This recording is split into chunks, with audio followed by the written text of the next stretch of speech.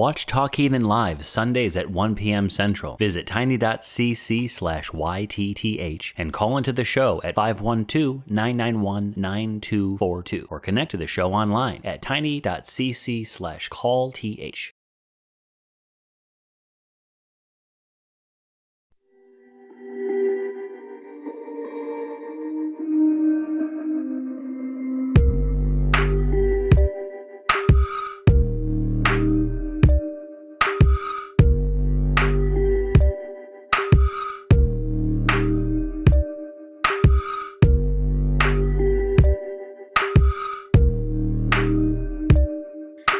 Hello, everybody, and welcome to a very special episode of Truth Wanted. I am your host, ObjectivelyDan. Joining me today is a special guest, Pico the cat.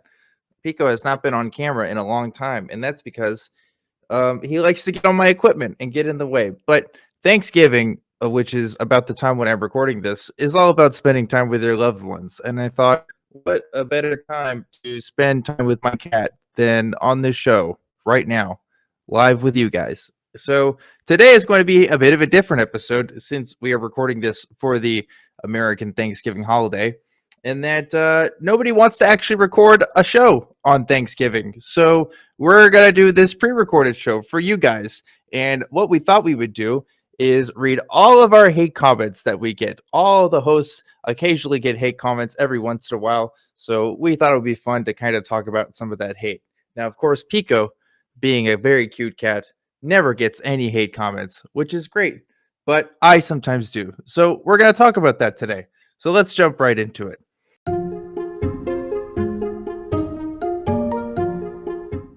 Okay, so recently we've gotten a lot more people watching the show now. And if you're one of those newer people, I just want to say, welcome to the show. I hope you've been enjoying it. And I was asked to introduce myself a little bit so that you guys have a good reference point for who I am and what the hell I'm talking about. So, hi, I'm ObjectivelyDan. I created Truth Wanted 3 years ago in 2018 and have been hosting this show ever since then. And since then, we've had some other great hosts come on board. But I've been the primary host of the show and plan on continuing to be the primary host. I grew up as a Christian. I was a Christian for the first 20 so years of my life. Most people know me from a conversation I had with Anthony Magdabosco when I was a Christian. That's still on his YouTube channel, where I talked about my own faith and stuff and why I was a Christian.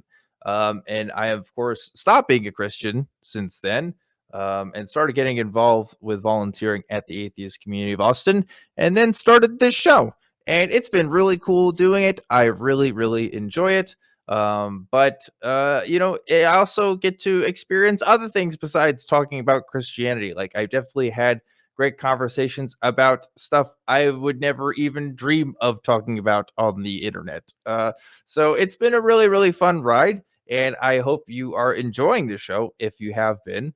So yeah, keep sticking around. We always have fun stuff planned for this thing. So thanks for watching the show and enjoy seeing some of the other hosts and what they do for the show as well. Hi, I'm Puck. You may remember me from such shows as The Nonprofits and Secular Sexuality and Truth Wanted on occasion. But maybe you guys want to get to know a little bit about the person behind the ACA personality. Well, I grew up in Alaska, moved to Oregon, and now live in Cincinnati, Ohio, where apparently I don't know what I'm talking about when it comes to good food. I am an avid video gamer. I love retro series like Final Fantasy, Fatal Frame, Resident Evil. My whole relationship with my wife is basically built around video games, and I probably play more video games now than I did when I was back in college. When I'm not playing video games, I am a huge ice hockey fan. Where do you think the name Puck came from? I'm a season ticket holder of my local hockey team, and I am also a big fan of some of the NHL teams that are close to me. One thing that I like to do in my spare time is to take road trips around the country to watch hockey teams playing at their home arenas. I have a collection of, well, it's probably about over 50 pucks now from different arenas that I watch teams play in. But when it comes to work with the ACA, I love getting to work on the flagship show, Nonprofits. It gives me some time to research and look up on things that I might be a little bit lacking in and get to give my opinion on some things that, well, maybe I don't have a chance to in very many other places. I definitely love the energy of Truth Wanted. I love the callers that we get, and I love the guests that I get to bring on. But there's a special place for me, I think, on secular sexuality, where I get to talk about some things in a place that I don't normally have a place to talk about. It's been fantastic getting to work with Christy and Nate and all the other hosts and guests to talk about some things that maybe you haven't heard about, and I'm glad to be able to present to you. It's been a really strange but exciting ride for the past year working with the ACA, and here's to having another great year. I hope to be leaving a holiday message for you again next Thanksgiving. Okay, so I go by the name ExXtian Erin online. I spent the last 2 years of my life sharing my story about coming out of a fundamentalist, evangelical, charismatic version of Christianity. So most of the things that I've done before I started doing Truth Wanted were talking about my experience in that denomination. I go through things based on, or I go through my childhood and what kind of events, what kind of things I was raised in, what kind of church doctrine I was raised in. I talk a lot about things like purity culture, being raised in a kind of patriarchal system. So I've spent a lot of time kind of dissecting these things, talking about how it affected me, and asking lots of questions about other people's experience in church. So a lot of the comments that I get online are related to that. After about a year of sharing my story on Twitter, I started moving into some other programs on YouTube, and I kind of started talking more about skepticism. So I've had more comments and more feedback on my experiences, even outside of Christianity. I have spoken a little bit how I got into New Age beliefs for a while, but most of the pushback I get is from my commentary about Christianity and coming out of that. I know there's lots of other people in the atheist community who've come out of different denominations and different religions. A lot of people come out of Islam or Mormonism, or there's just tons of the other ones out there. So my experience is coming out of Christianity, and so most of my comments reflect that.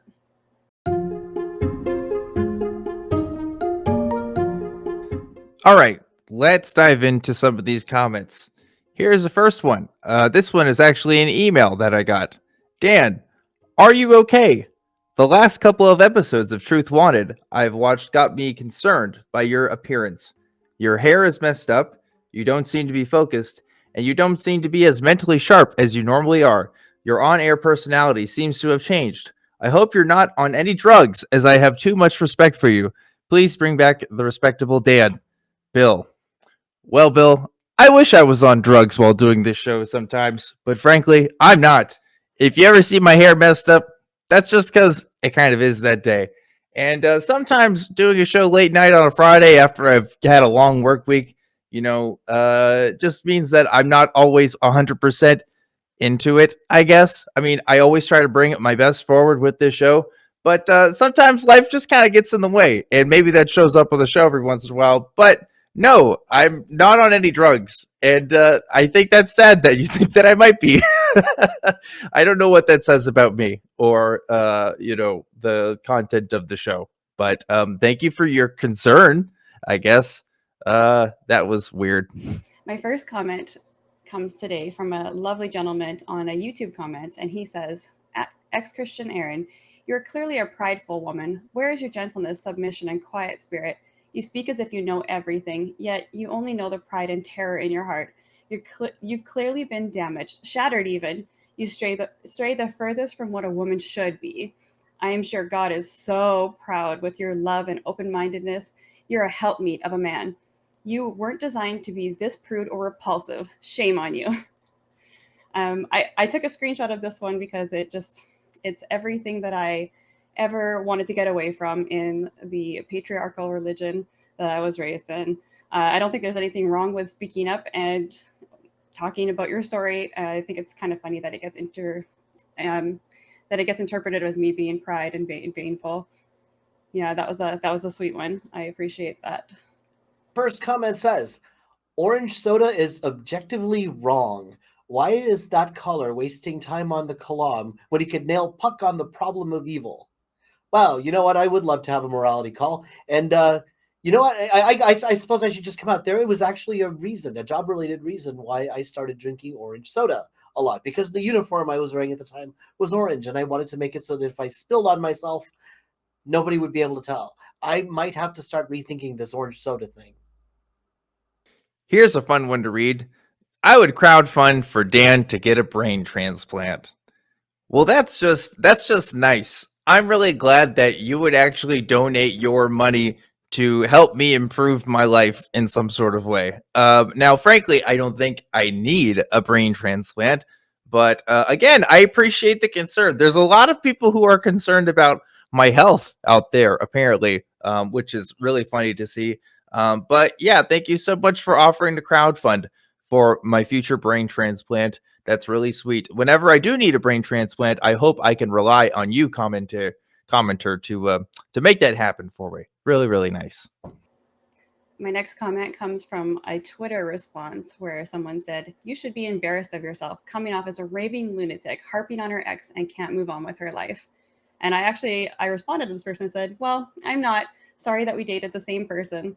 I do find that a lot of people get mad at the fact that I've publicly talked about my story, and obviously they take offense to the fact that I'm talking about something that they also believe in at this time. So rather than address what I'm actually saying, they prefer to just call me a lunatic, and they really would like me to stop talking about it. Apparently, one of the call screeners for Truth Wanted named Puck took a call from caller Paul on the burden of proof. It went as well as can be expected from these Atheist Community of Austin ACA types of show, which means it went pretty bad. I was asked to review this clip, and so I will. Yeah, you know what? Paul just kind of stopped calling. So it would be really nice if he did call back, and we could continue on this vicious rivalry that we were having, if only so we can give you haters a little bit more ammunition. Okay, here's another great comment. Without the hat, Dan looks like a 90s German techno singer. Now, I'll be honest with you, I have no idea what that even means. I'm pretty sure I'm not German, like, at all. And I don't know why I would be like a 90s German techno singer. I didn't even know like there were singers in techno. Like I thought techno was more kind of like instrumental. Like I guess you have some like backing tracks and stuff. But yeah, 90s German techno singer without my hat or any hat, I guess. So cool, I guess. I think that's a compliment. I don't know. This is less hate and more just like weird observations about me. So yeah, very, very interesting comment section I have. Okay, so this next comment comes from a YouTube comment where it's not directed so much at me as it is at all atheists. And this comment says, "Atheists shall be placed into outer darkness, inside the serpent that circles the earth. Your lives no longer have value. You are without purpose." I felt like this one I did a little more digging into, because the serpent that circles the earth sounds like a little something like I wasn't that familiar with. So I actually don't know where that is in scripture, but placed into outer darkness sounds a lot better than, I don't know, eternal hellfire. So it wasn't that bad, actually. Puck needs to work on his screen presence a little more. He was better on the nonprofits where it was prepared content. I find some of his comments would be better answered by other hosts. You're absolutely right. And when I think about who I would like to have as a guest, I think about the people who would compliment me. I don't want people on there that I feel like I can upstage, or that I would make myself look better than. I specifically want good people out there who can say something that I can't. As far as having prepared material, absolutely. I think most people are like that. I do enjoy working with nonprofits, and I do enjoy getting to prepare my material in advance. But at the same time, there's something loving and energetic about taking calls in person. All right. Here's another one. Dishonest Dan cannot help anyone. You must take responsibility for your sins and follow Jesus, or hell awaits. It's a choice. Making up stories about fundamentalists being abusive to their children and not telling their children the truth isn't going to help anyone. It's really funny that you think people have to make up stories about abuse in fundamentalist organizations. Because like I don't know, it's not just me. Like there's so many people telling their own stories. And frankly, like my upbringing was pretty mild compared to a lot of the stories that I hear on this show. So I don't think Jesus is waiting for me or hell is even waiting for me. And even if it was a choice for me to follow him, which I'm not entirely sure that it is, I'm not sure that I would want to. It sounds like it's not a good choice at all to make, especially if all of my friends and family are going to be burning in eternity while I'm supposedly in paradise. That doesn't really sound like paradise to me. But yeah, I do think I can help people, actually. So I think you're wrong about that, but I'll give you points for the dishonest Dan alliteration. That's kind of funny. It makes me chuckle.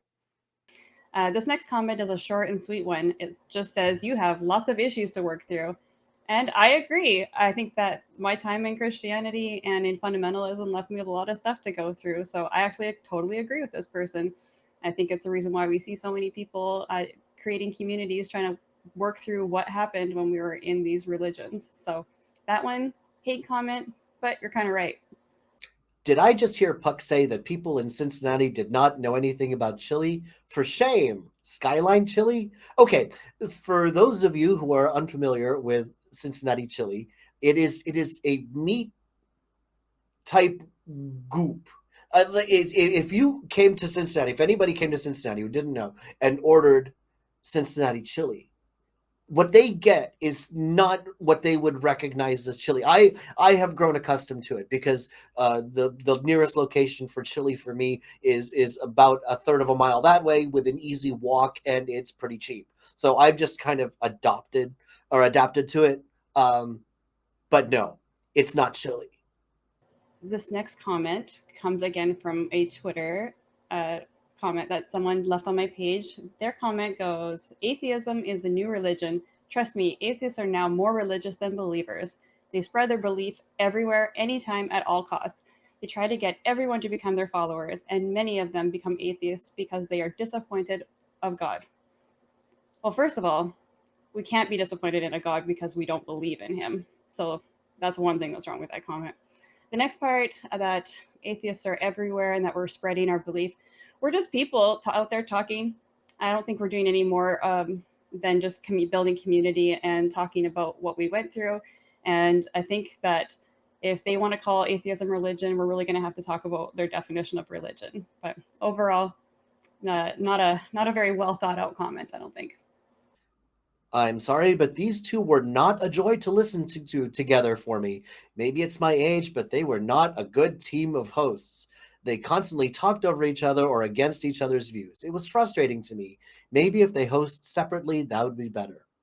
I'm not even sure who this is about, but pretty much everybody I've been on with has already also been on their own content or with other ACA shows. So look around and see what you like. As far as talking over each other and against each other's views, I think it's actually best not to have people who just agree and pat each other on the back and shake their fists at the same thing.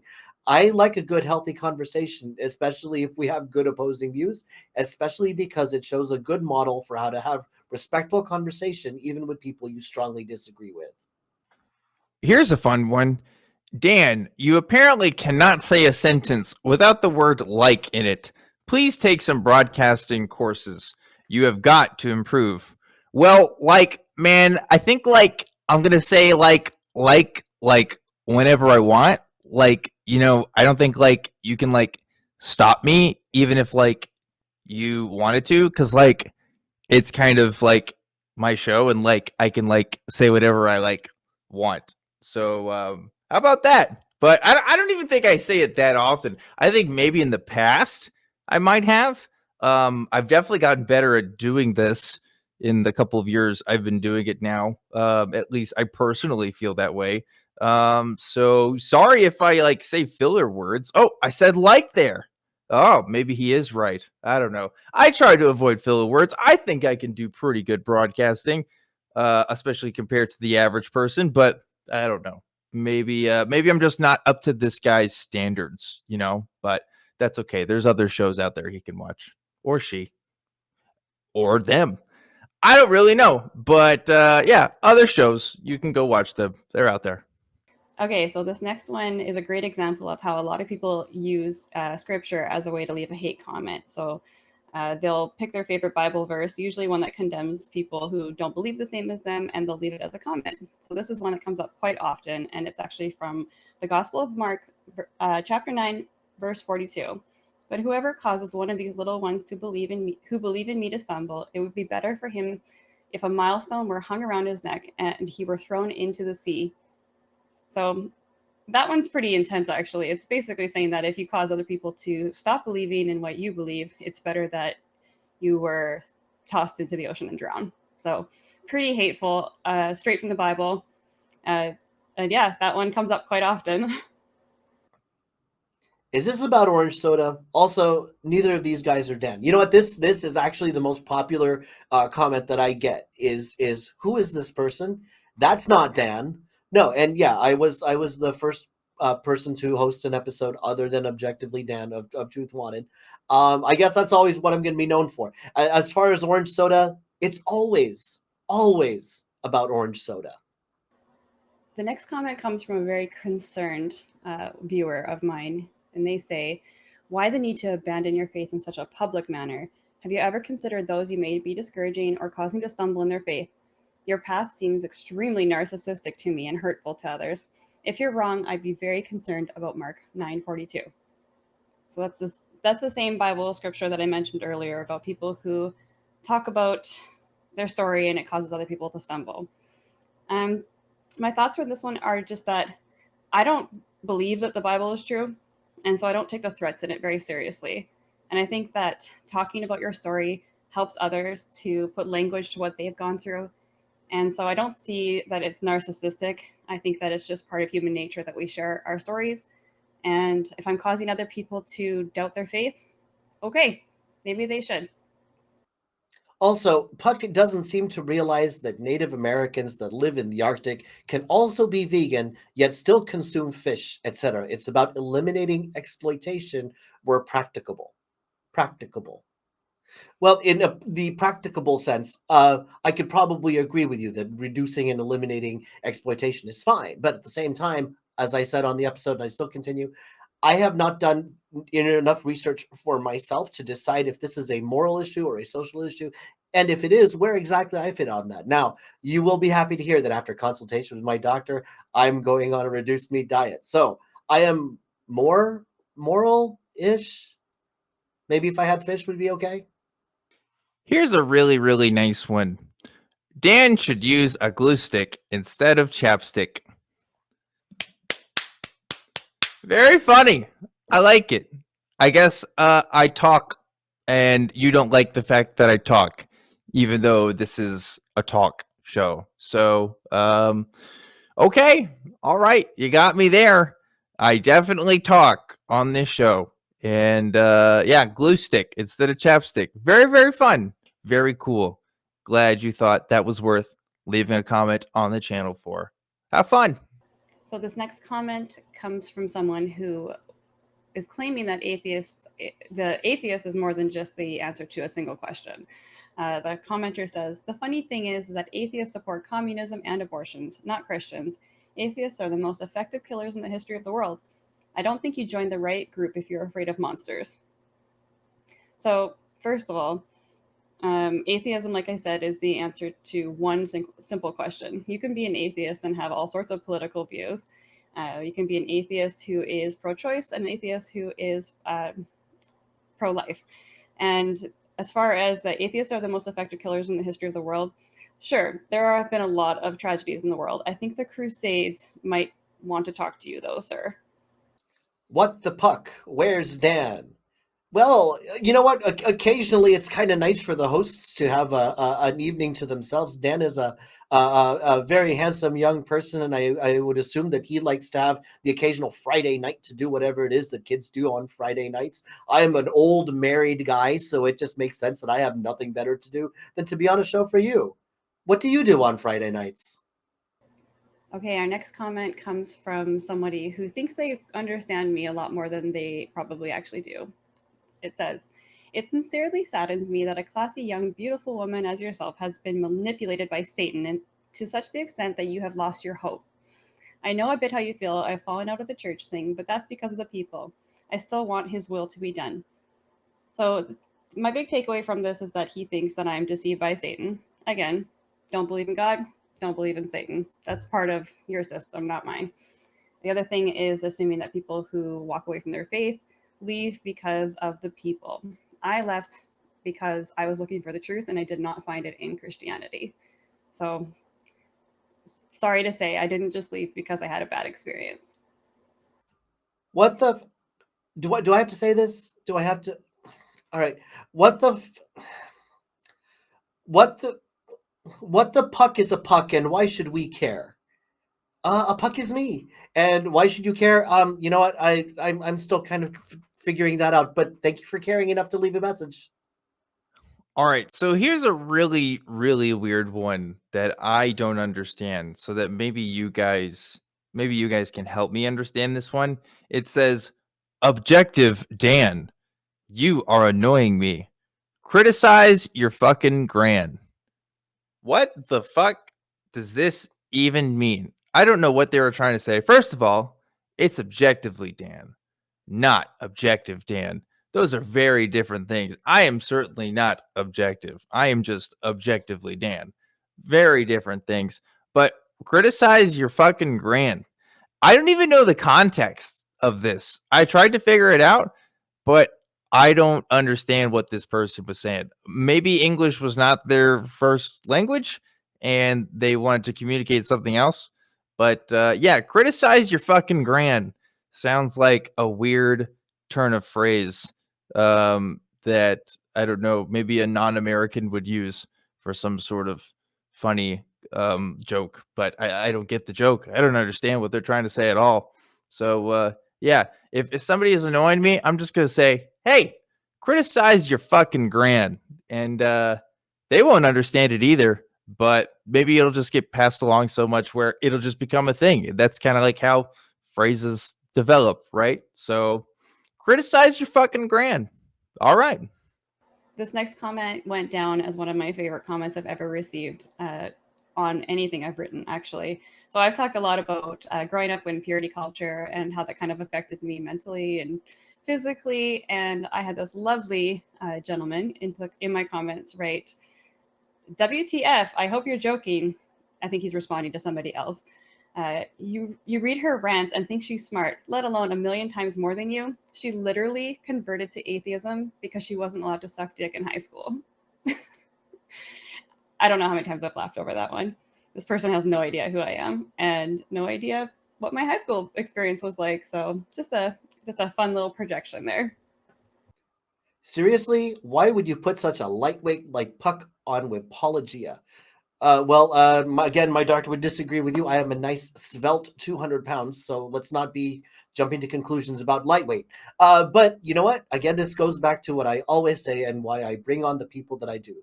I want to bring on people who I think have something meaningful to say that I think the audience would benefit greatly from hearing. This isn't about me. This is about getting the best people on who have the best message. Apologia is a fantastic guest to have. I would have him back any day, and it sounds like a lot of our audience would like Apologia back as well. So, lightweights like me will always have the pull to pull on these big people to put on a good show for people like you. So this next comment was directed at me, but also the person that I was talking to. And they say, "Wow, speaking in tongues and blaming God for your hard times, that's rough. Once you are truly saved, you cannot lose your salvation. Both of you were never saved. I'll pray for you both. Not just saying that, I really mean it." And whenever people say that, I just think, go for it. You can pray for me all you want. I am not opposed to that. I think you're wasting your time. But yeah, I think there's nothing wrong with trying to pray. I would actually love if you continue to pray and something happened and it actually did change my mind. As far as never being truly saved, that's the tough one. That's one that gets talked to me a lot and everyone else in the atheist community. And that comes down to different theologies. But I think think that when we share our stories online, it doesn't matter what we talk about, what we did while we were involved in these communities, in the church communities, or what we did with our lives. Someone's always going to come in there to say, you were never a true Christian. Listening to Puck's voice gives me anxiety. Gosh, I'm sorry. I believe our YouTube videos are auto captioned, and if not, if you hit the double speed button, it will give you more anxiety quicker, but then it's over faster.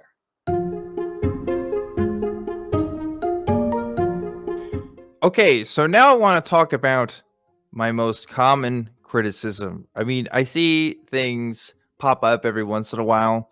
I don't see this one as much, but for a while, I think the most common criticism I got from people was that I was just too nice. I was just too nice to some of these callers that call in and go on all these tangents about stuff. And you know what? If I'm going to be known as the guy that's too nice, I think I'm okay with that. I also think that I'm a little bit better now when it comes to kind of taking some control over the conversation. There has to be a back and forth, right? Like, I don't want it to be all just me talking the entire time and talking over somebody. But there's definitely times where people talk like way too much about totally unrelated stuff that, quite frankly, I just don't give a shit about. So I have to kind of find that balance there. And I think I'm good about it now. But that was definitely a comment I saw quite a bit, especially in my early days of doing this show. So yeah, too nice. That's my problem. So because my name online is ExXtian Erin, the most frequent comment I get on anything that I do is, you were never a Christian, or there's no such thing as an ex-Christian. And I just find that comment, it's kind of funny, but at the same time, it's really dismissive. Most of the time it falls into some sort of view that they have on salvation. But honestly, it's just a dismissive comment, and I don't think much of it, but it is by far the number one comment that I get on anything I do. It seems to me that my most common complaints are about either my appearance or the sound of my voice and what I choose to drink, which tells me that I'm not doing well enough to go out and speak for a position. I am just another random face on the ACA. There's nothing that really makes me stand out as an individual. So, you know what? Point taken. Point taken. My New Year's resolution is that going forward, you're going to see more of Puck in all of his puckness. I'm going to be much more outgoing about my personal beliefs. I'm going to let you guys know who I am as a person. Let's see if getting to know me a little bit more and getting to see what I really believe isn't going to fuel the comments a little bit for next year.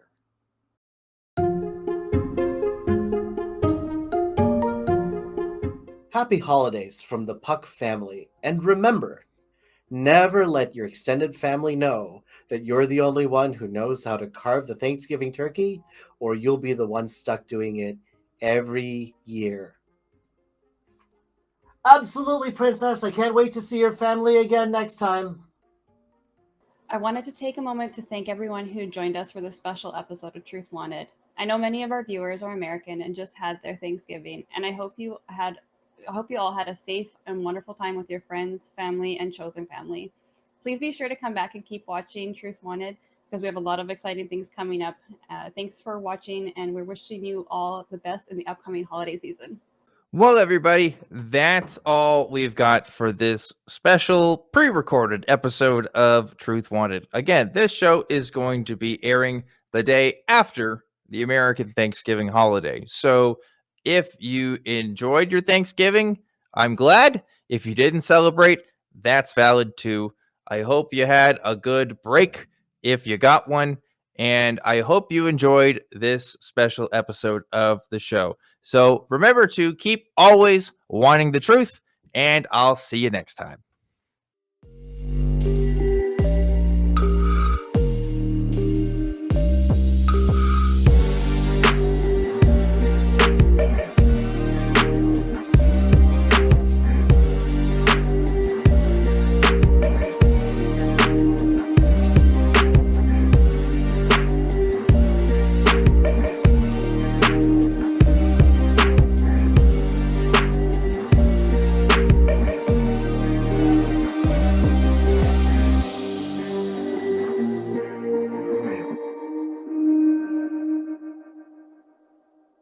Watch the nonprofits and join the hosts in the live chat, Sundays at 3 p.m. Central between the Atheist Experience and Talk Heathen. Visit tiny.cc/YTNP.